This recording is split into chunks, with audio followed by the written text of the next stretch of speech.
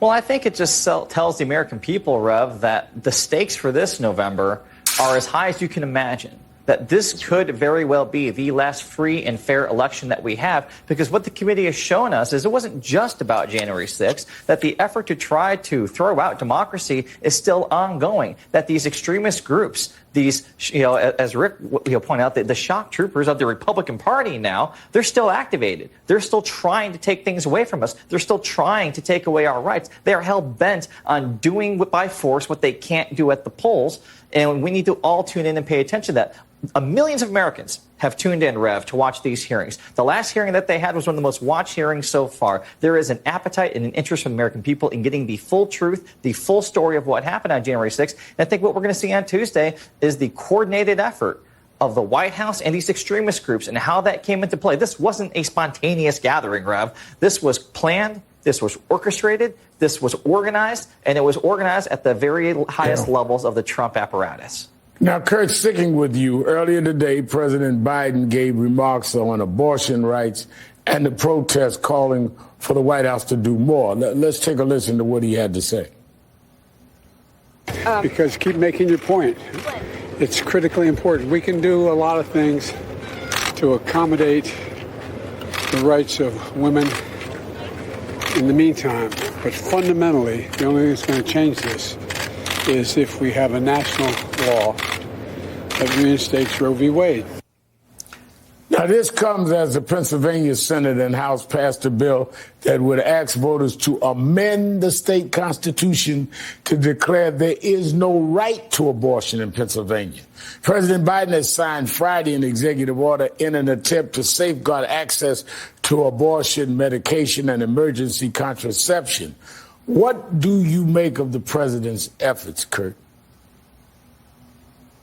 Listen, Rev, I think that the president is 100% right when he says the surefire way to protect women's rights and women's health in America and women's autonomy is to pass laws. And to do that, we need a pro-choice Senate. We need a pro-choice House of Representatives. We need to preserve the majorities we have and grow the very, very narrow majority we have right now in the Senate. We need a full pro-choice Senate majority that will be willing to act and codify women's rights in America. The only way that can happen is if people show up and vote. Understand, the Republican plan, everything about what Republicans are doing is predicated on the idea that our side won't show up and vote, that our side is too demoralized, distracted, and divided to participate in the democratic process. The single most important and effective thing that we can do is show up en masse and vote and put our money where our votes are. That's really what it comes down to. Rick, let me get your take on the abortion issue as well. We've seen Republicans in many states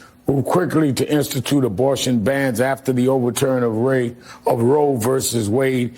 And there's even talk of some form of federal ban if the GOP takes back Congress. Do they risk overplaying their hand? Rev, I've always made this argument that in these very hot social issues, including abortion, the side that outkicks its coverage is the side that starts to lose. And I think a lot of Republicans who are not the Trumpy crazies, but the practical Republicans in the political space, some of them have started to realize that they are now the dog that caught the car.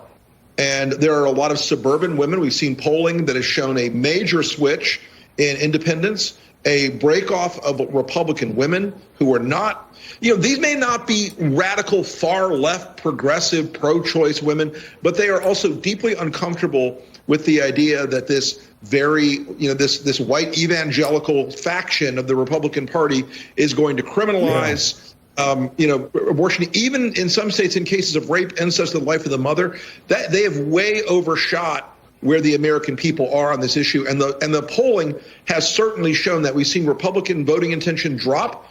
We've seen Democrats pick up in certain key races in swing states. I think this has had a political impact that they got what they wanted in their heart of hearts. But, it's like I could eat a steak 3 times a day. It's not going to be good for me. Kurt, gas prices have gone down this week after a record high in June. AAA says the national average for a gallon of gas is just under $4.70, which is a drop from the high price of $5.16 in June. With an 11% drop this week alone, Should Democrats be touting this as a success, or is it too soon to tell if these lower prices will stick around? Well, I think that Democrats and the president and the administration need to continue doing everything they can to keep pressure on oil companies, for one, so that when the price of oil drops, so does the price of gas. We've seen for too long executives and oil companies make profits at the expense of the working Americans who are just trying to make ends meet and have to pay more at the pump. There's no reason why that should happen. President Biden has been very aggressive at pointing out that as the gas prices in this country steadily rose, the profits for oil companies did too, and that's not the way it should be. So I think we should always be cautious. I think we should always manage expectations. It's obviously good news that gas prices are dropping. It's good news that job creation numbers continue to be the strongest that we have ever seen in history, that this president and this administration has presided over the most robust job creation that we have ever had. And those are things that keep our economy strong. We're going to have difficult times. We need to be honest about this, American people, and the president has. There are challenging times ahead. Not everything is going to be easy or simple, but the bigger things that are on the ballot right now, things like freedom, things like choice, things like liberty, things like women's autonomy and health, those things are permanent situations that we need to address right now. The price of gas will go down. The economy will continue to get better. But at the end of the day, if people don't show up and vote, things are just going to get bad for everybody in this country.